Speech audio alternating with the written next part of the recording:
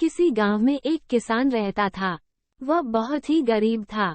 उसके पास जमीन का एक छोटा सा टुकड़ा था जिस पर वह खेती करता था। उसका गुजारा कठिन तरीकों से होता था।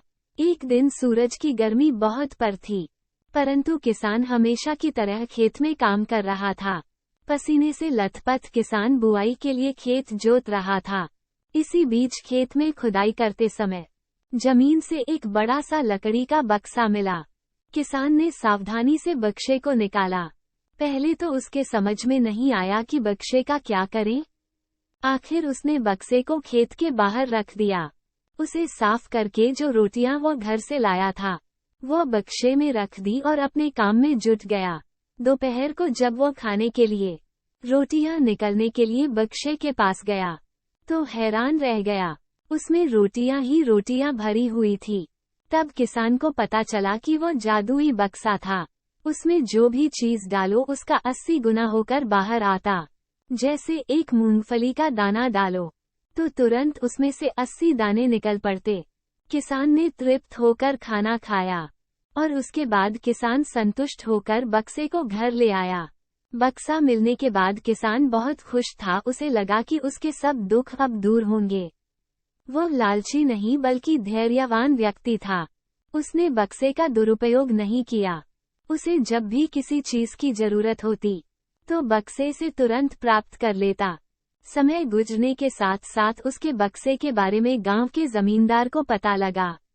जमींदार बेहद लालची था और उसे लगा कि ऐसी ही जादुई चीज पर तो उसका अधिकार होना चाहिए।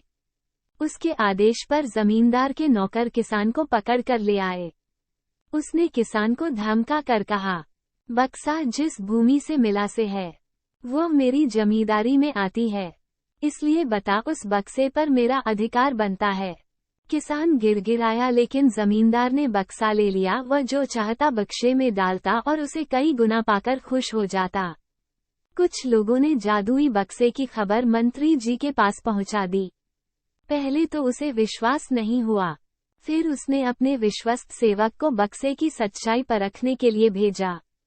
वहां जो उसने बक्से का जो जादू देखा तो वो मंत्री के पास जाकर सारी सच्चाई बता दी। मंत्री ने जमींदार को बुलाया, फिर उसे डराते हुए कहा, हमें पता चला है कि तुम्हारे पास एक जादुई बक्सा है, उसे तुरंत हमारे हवाले कर दो। उसने मंत्री जी से बहुत विनती की पर मंत्री नहीं माना।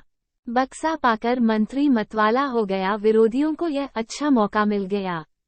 उन्होंने बक्से के साथ साथ मंत्री के निकम्मेपन की खबर भी राजा तक पहुंचा दी।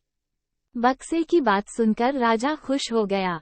वो अपने सेनापति के साथ मंत्री के घर जा पहुंचा। उसने कहा, देश की सारी जमीन राजा की होती है, इसलिए जादुई बक्से पर भी उसी का हक है। मंत्री ने बिना देरी किए बक्सा राजा को दे दिया। जादुई बक्से को पाकर राजा प्रसन्न हो गया। सबसे पहले राजा ने जादुई बक्से की मदद से अपनी खजाने की वृद्धि की। फिर राजा को उस बक्से की सुरक्षा को लेकर चिंता हुई।